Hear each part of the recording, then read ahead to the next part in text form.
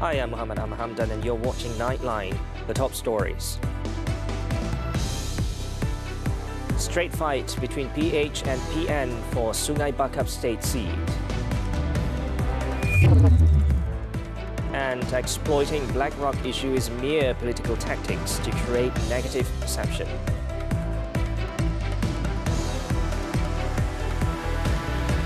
Good morning. We begin with this headlining story. The Sungai Bakap state by-election in Pulau Pinang will see a straight fight between candidates from Pakatan Harapan PH and Perikatan Nasional PN. PH is fielding the former director of the northern branch of Institute Aminuddin Baki, Johari Arifin, to recapture the stronghold seat of PKR, while PN, which needs to defend the state seat after winning it in the Pulau Pinang state election in August, is represented by former logistics executive and Nibong Tebal PAS deputy president Abidin Ismail. Johari arrived at the nomination centre accompanied by supporters and several leaders from the unity government, including PKR Secretary General Datuk Seri Saifuddin Nasution Ismail, UMNO Deputy President Datuk Seri Muhammad Hassan, DAP Chairman Lim Guan Eng, Amanah President Datuk Seri Muhammad Sabu, and Amanah Strategic Director Datuk Seri Dr. Zulkifli Ahmad. Abidin was accompanied by PAS President Tan Sri Abdul Hadi Awang, Bersatu Vice President Datuk Radzi Jidin, and Kedah Menteri Besar Datuk Seri Muhammad Sanusi Mat Noor. Johari, accompanied by a proposer and a seconder, submitted his nomination form at 9:03 a.m, followed by Abidin 56 at 9:06 a.m. The candidates were announced by the returning officer, Khairul Nizam Hashim, at Dewan Serbaguna Jawi, Taman Desa Jawi. Saya telah menyemak kertas-kertas penamaan dan setelah selesai disemak, saya berpuas hati memutuskan tiada yang ditolak kertas penamaannya. The Election Commission EC has set a 14-day campaigning period starting Saturday until 11:59 p.m. on July 5th. Polling is on July 6, while early voting on July 2nd. The electoral roll for the Sungai Bakap state constituency has 39,279 electors, comprising 39,222 ordinary electors and 57 police personnel. The Sungai Bakap by-election is being held following the death of its incumbent, Nur Zamri Latif, from PAS on May 24th due to stomach inflammation. In the Pulau Pinang state election last August, Nur Zamri, who was also Nibong Tebal PAS president, defeated PH candidate Nur Hidayah Cik Rose with a majority of 1,563 votes. This by-election is the 8th to be held after the 15th general election in 2022. Now, both candidates are focused on the 14-day campaign, aiming to reach as many voters as possible. Kita dipilih oleh rakyat, pelbagai kaum, pelbagai parti, pelbagai ideologi. Kita akan memberikan perkhidmatan juga untuk semua. Sebagai wakil rakyat, dia adalah wakil yang bertanggungjawab untuk memastikan bahawa rakyat di bawah dunnya dapat didayani secara yang adil. Saya pun dah kenal lah bersama dengan arwah Abang. Jadi tak timbullah untuk kita akan masyarakat akan bersama masyarakat akan turun ke pengundi.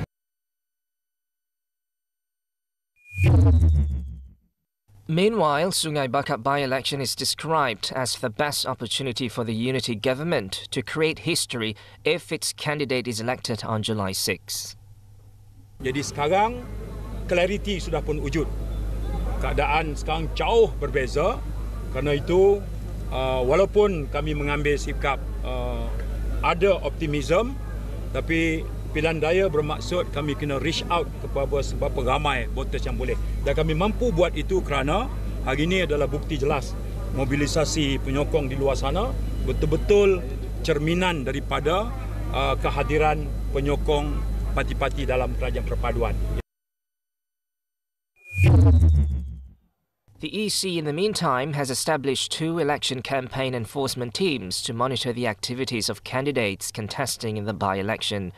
In a statement on Saturday, its Deputy Chairman, Dr. Azmi Sharum, said that all campaign methods and materials are permissible as long as they do not incite dissatisfaction, hostility, or involve racial or religious sensitivities, including issues related to race, religion, and royal institutions, 3R issues, and do not violate the Election Offences Act 1954 and related laws.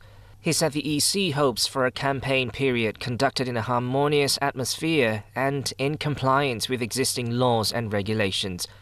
He further explained that candidates who have paid a deposit for election campaign materials must also comply with local authority bylaws when displaying and distributing materials containing their photos, party emblems or symbols, as well as photos of coalition or component party leaders. As for any corruption and abuse of power during the campaign, the Malaysian Anti-Corruption Commission MACC has opened 2 operations rooms to enable the public to channel information and lodge complaints.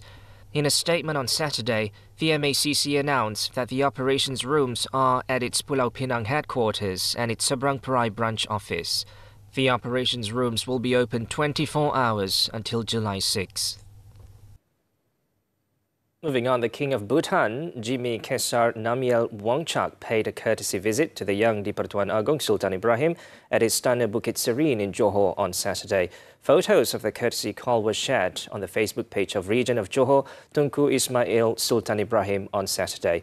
Also present were Tunku Ismail and the Tengku Panglima Johor, Tunku Abdul Rahman Ibrahim. Following the audience, Sultan Ibrahim hosted a luncheon for the King of Bhutan, where they were engaged in a discussion aimed at strengthening bilateral ties. Now, Sarawak has emerged as a new economic powerhouse in Malaysia through political stability and clear policies upheld by Sarawak's leadership. Prime Minister Dr. Sri Anwar Ibrahim said Sarawak had demonstrated impressive economic growth, contributing to increased interest from foreign investors, with investment figures for last year being the highest in the nation's history.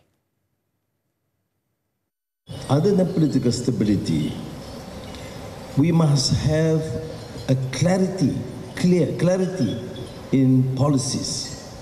Precisely because of the clarity and the ease of doing business, the commitment and seriousness of leaders, Premier and his deputies, showing their commitment, the example, seriousness, understanding of the priorities for the country and the state in particular in Sarawak. You have seen a remarkable achievement that's of great significance, not only for Sarawak, but for the whole country.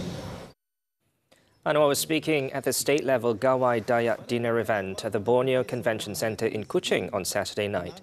He said Sarawak Premier Tan Sri Abang Johari Tun Openg, who was also present at the function, and the state cabinet had shown a strong commitment to ensuring that the state's clear policies were well understood and effectively implemented. The Prime Minister added that Sarawak is no longer just catching up with other economic powerhouses in the country, but has already surpassed the economic growth projections made 10 years ago. Anwar also stressed that the collaboration agreed upon by the federal government, allowing the Sarawak government to initially fund federal development projects in the state, aims to reduce bureaucratic hurdles that delay project implementation. Moving on, the exploitation by certain parties of BlackRock Inc.'s purported involvement in the restructuring of Malaysia Airport Holdings Berhad, MEHB, are mere political tactics aimed at creating a negative public perception. Communications Minister Fahmi Fadil described them not only as misleading, but also characterized them as a very short-sighted approach capable of undermining national planning. Syarikat yang dirasakan mempunyai kemampuan, kepakaran untuk membantu kita memulihkan dan menambah baik perkhidmatan di lapangan-lapangan terbang termasuk KLIA. Dan mereka yang cuba mengaitkan kedua-dua ini, itu adalah satu kepalsuan yang cuba mereka wujudkan, ya, persepsi itu. The minister spoke to the media during the nomination for the Sungai Bakap by-election in Pulau Pinang on Saturday. He explained that BlackRock is an institutional investor with shareholdings in various companies worldwide. The company also will not own shares in MEHB and no shares will be sold to such entities. On Friday, Global Infrastructure Partners (GIP) confirmed that BlackRock was never involved in any transaction related to the restructuring of MEHB's interest through Gateway Development Alliance. The National Higher Education Fund Corporation (PTPTN) has launched its first ever loan restructuring campaign, offering a minimum payment of 300 ringgit to encourage borrowers to settle their arrears. In a statement on Saturday, PTPTN announced that the 2-month campaign, running from June 1st to July 31st, is open to all borrowers with arrears, whether they have conventional or ujrah loans. Borrowers need to make a minimum of 300 ringgit in overdue payments for the loan restructuring and are required to set up salary deductions or direct debits as a repayment method to ensure consistent and organized repayments. During this campaign, borrowers can also negotiate other repayment options such as switching to ujrah, loan consolidation and rescheduling. PTPTN Chairman Datuk Nurliza Abdul Rahim stated that the loan restructuring campaign would help reduce and achieve zero arrears, thereby improving the borrower's credit ratings. She emphasized that the borrower's commitment to repayment is crucial for sustaining the education loan fund for future generations, ensuring that no student is denied entry into higher education institutions due to financial difficulties. In Negeri Sembilan, Sekolah Jenis Kebangsaan Cina SJKC Bahau has been closed until this Monday due to the spread of the hand, foot and mouth disease, HFMD. This comes after 8 pupils were infected with the disease, leading to the closure of 3 classes last week. On Friday, another 4 pupils were infected, resulting in the closure of 17 classes. Negeri Sembilan Education Director Roslan Hussein said the department will monitor the HFMD situation at the school from time to time. He said so far only that school with 419 pupils has been temporarily closed in the district. He urged all parents involved to always pay attention to their children's health, monitor them closely and follow health advice.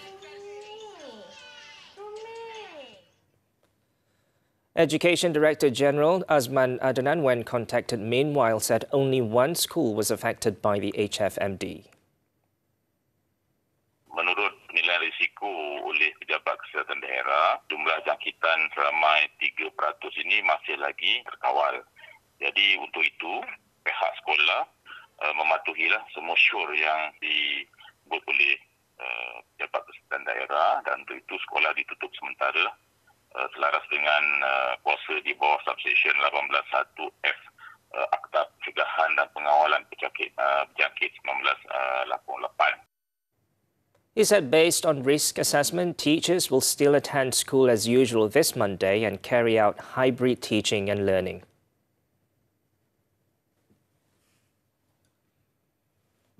The highly anticipated D Conference and D Awards was held once again to illuminate the path to digital transformation, as well as celebrating talents in the industry of digital publishing.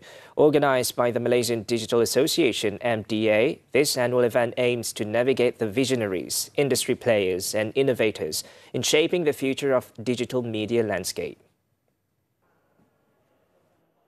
Highlighting Unleashing Possibilities as this year's theme, the event received over 400 delegates with 60 experts from the industry discussing topics that could create and optimize opportunities in the pursuit of digital excellence. Through the conference, we brought possibly all topics within the ecosystem, which is ranging from AI, technology, e-commerce, creative, brand, etc., to educate people. And it's also a festival of our industry. So bringing all the people together under one roof is a fantastic thing to do. For a dynamic exchange of views, new discourse agenda such as debate sessions were added to the program, as well as a collaboration initiative with universities to develop local talent. One that was really interesting this year that we have added is our partnerships with universities. So we conducted a competition where the universities sent teams representation and they were given briefs to solve what were some of the industry and campaign problems. And today, some of these young students from the university will be receiving their awards. The The sixth-time annual event also witnessed the achievement of digital publishing powerhouse RAV Media Group, RAV, a subsidiary company of Media Prima Berhad, gaining 7 awards from several key categories, such as Silver for Best Digital Publisher of the Year and Best Integrated Media Campaign. Additionally, RAV received 3 Bronze Awards for Best Use of Content Advertorial Native Advertising. The recognition of these awards that we won tonight really cements our position of RAV Media Group as the leading publisher in Malaysia. And I guess where we'll take it from here is that we'll continue to provide top quality contents for our users and our clients moving forward. Every single award goes out to every single one of the team members at RAV Media Group, as well as Media Prima Berhad as a whole.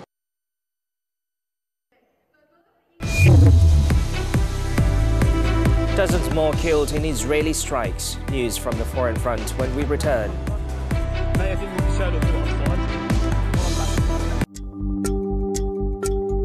Lebih 390 juta kes denggi di serata dunia setiap tahun. Dan peak season denggi ni antara bulan April hingga bulan Jun. Kemudian dalam bulan Julai atau bulan Ogos dia menurun lah. Denggi yang kronik berpotensi membawa maut. Cuma risaukan kawan-kawan tu sebab takut jangkitan tu masuk ke bayi kan. Denggi, demam luar biasa. Perbincangannya di Hello Doktor, Ahad 5.30 petang di TV3 dan stream juga melalui tonton.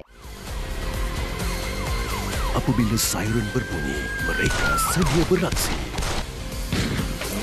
Bersama Korporal Bani menghadapi detik-detik mendebarkan.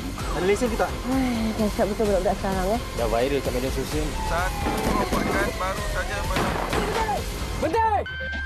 Dalam Polis Peronda mulai 28 Jun setiap Jumaat 10 malam. Terbaru di TV3 dan stream juga melalui tonton.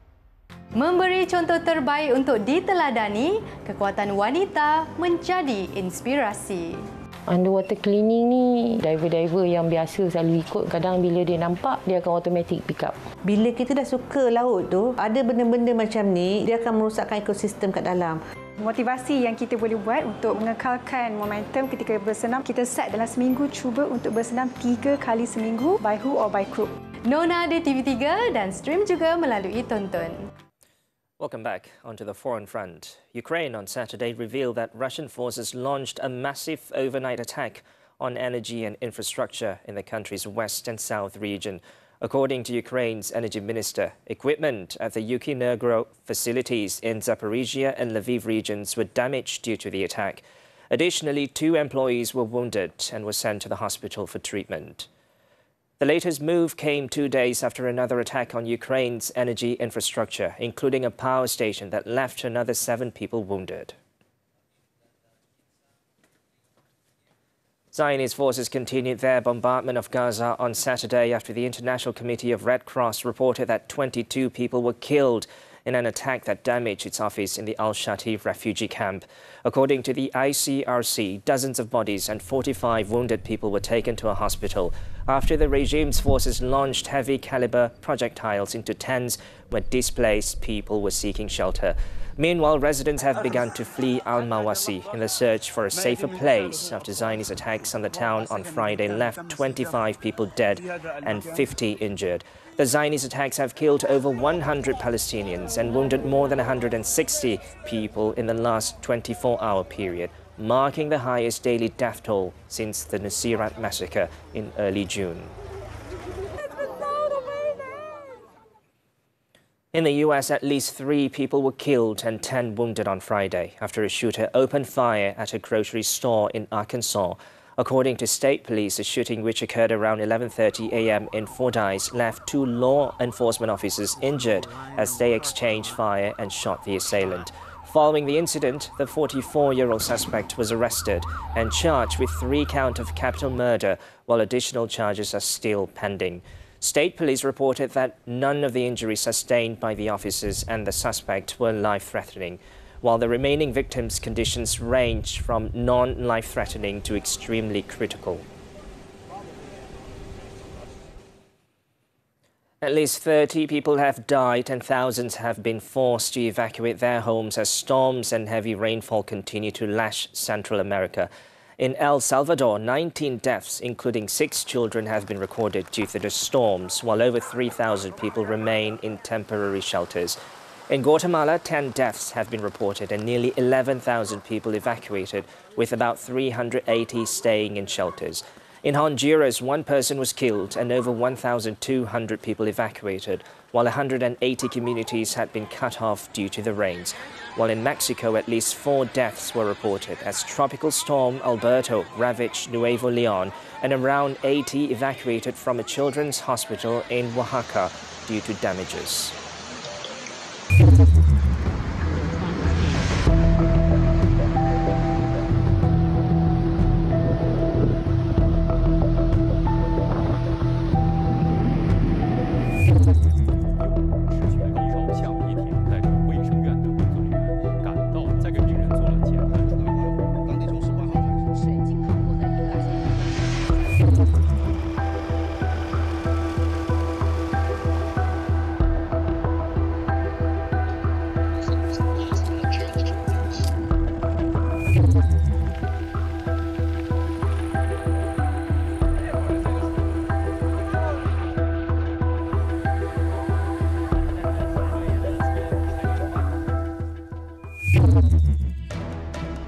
JDT maintain their winning momentum. Sports when we come back.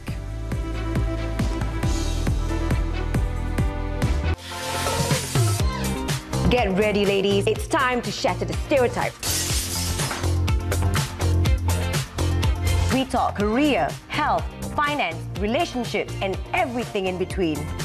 So grab your coffee cups and wear your sassiest smiles. This talk show is all about you. Catch Women Talk every Saturdays at 5 p.m. on TV3. Stream also on Tonton.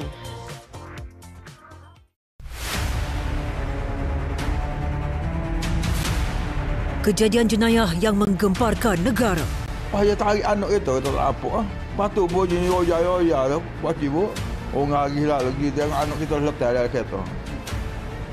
Buka je nampak beg duit dengan cincin ada atas meja. Kita tak hati. Saksikan 40 jenayah gempar dalam 999 sepanjang Mei dan Jun ini di TV3 dan stream sekarang melalui Tonton.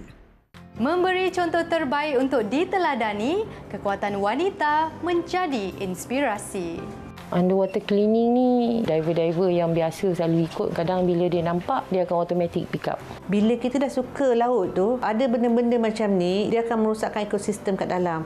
Motivasi yang kita boleh buat untuk mengekalkan momentum ketika bersenam, kita set dalam seminggu cuba untuk bersenam 3 kali seminggu by who or by group. Nona di TV3 dan stream juga melalui Tonton. We're back with sports. Football, the Super League. 3 matches were played on Saturday night. Terengganu FC were held to a 1-1 draw by Kuching City FC, while Kedah Darul Aman FC claimed a narrow 1-0 win over Penang FC. At the Sultan Ibrahim Stadium, Johor Darul Takzim JDT maintained their winning momentum with a 3-0 victory over Sri Pahang FC.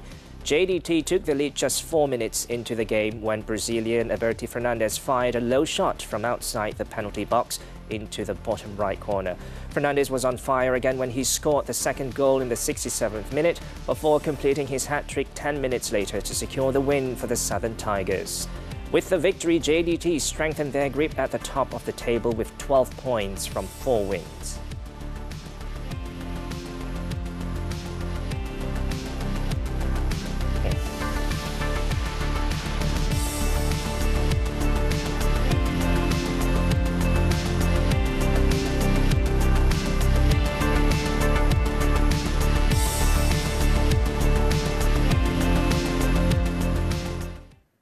On to athletics, the 2024 Kazakhstan Open National Athletics Queen Shireen Samson-Veloboy blew away her opponents by winning the gold medal in the women's 400 meters event on Saturday. The 25-year-old athlete, who is based in Florida, clocked 52.57 seconds in the final at the Almaty Olympic Training Center. Shireen, however, failed to break into the top 48 of the Road to Paris rankings after failing short of a 51.79 seconds national record.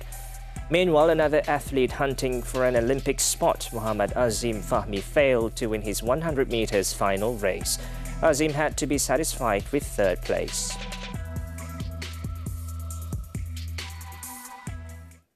Turning to tennis now, the 2024 Halle Open. World number 1 Yannick Sinner survived a serving barrage from Germany's Jan-Lennard Struff to reach the semi-finals. After a strong start, 22-year-old Sinner was put under sustained pressure in the second set, with Struff duly taking it to force a match into a decider.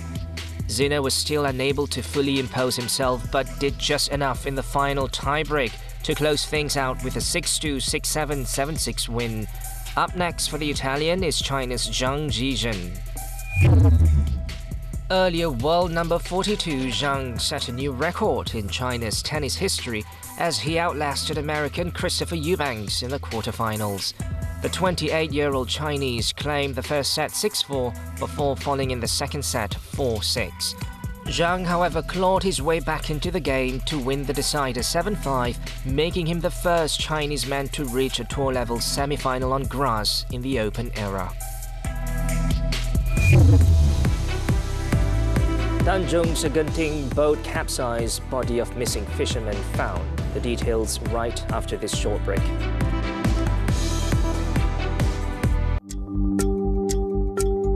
Lebih 390 juta kes denggi di serata dunia setiap tahun. Dan peak season denggi ni antara bulan April hingga bulan Jun. Kemudian dalam bulan Julai atau bulan Ogos dia menurun lah. Denggi yang kronik berpotensi membawa maut. Cuma risaukan kawan-kawan tu sebab takut jangkitan tu masuk ke bayi kan. Denggi, demam luar biasa. Perbincangannya di Hello Doktor, Ahad 5.30 petang di TV3 dan stream juga melalui tonton. Get ready, ladies. It's time to shatter the stereotype. We talk career, health, finance, relationships, and everything in between. So grab your coffee cups and wear your sassiest smiles. This talk show is all about you. Catch Women Talk every Saturdays at 5 p.m. on TV3. Stream also on Tonton. Menuntut keadilan yang terpendam. Kita kena buat sesuatu. Tak boleh biarkan kumpulan gangster menguasai Kuala Lumpur. Bersumpah pada kebenaran. Takkan semudah itu untuk dia menyerah kalah. Inilah perjuangan terakhir demi keamanan. Gerak khas The Finale setiap Ahad 11.30 pagi di TV3 dan stream sekarang melalui Tonton. Welcome back. The body of one of the 4 fishermen who went missing after their boat capsized and sank off the coast of Tanjung Segenting in Johor on Friday has been found at about 7 p.m. on Saturday. The Malaysian Maritime Enforcement Agency, MMEA, in a statement said that the body of the victim, identified as 53-year-old Chia Ka Chong, was found by a group of fishermen. The body was then taken to the Batu Pahat Maritime Zone jetty before being sent to the Sultanah Nora Ismail Hospital in Batu Pahat. The 3 other fishermen who are still missing were Lee Pong Ling, Tan Hai Lian and Raub Daros alias Hamid. MMEA said the Maritime Rescue Subcenter, MRSC, has expanded the search sector for the second day of Op Cari Lamat to cover an area of 65 nautical square miles at sea and a search sector of 73 nautical square miles by air. It was reported that a group of 5 fishermen had set out to sea at 6 a.m. on Friday before their boat capsized 6.8 nautical miles southwest of Tanjung Segenting due to bad weather and rough seas. One crew member, identified as Tan Siap Bin, 43, was found and rescued by a nearby fishing vessel. And lastly, Putrajaya Parks Day, held for the first time at the Agricultural Heritage Park in Putrajaya, showcases a rural atmosphere within the city and a variety of traditional activities. The event, happening on Saturday and Sunday with the theme Reminiscing the Olden Days, offers visitors a chance to engage in traditional games such as chongka and sepak raga, try their hand at catching eels in the paddy field, participate in sowing paddy and experience the art of stirring dodol. It was officiated by the Prime Minister's wife, Datuk Sri Dr. Wan Azizah Wan Ismail, who spent nearly 2 hours at the park. It is being organized to emphasize the importance of having parks in residential areas and to give residents the opportunity to enjoy the locally grown produce. The event aims to showcase a unique charm and diverse offerings of Putrajaya's 12 public parks, enhancing its allure as a top tourist destination both locally and internationally. The Agricultural Heritage Park was developed to preserve Malaysia's agricultural heritage, offering the unique experience of an urban hamlet with an agro-tourism concept.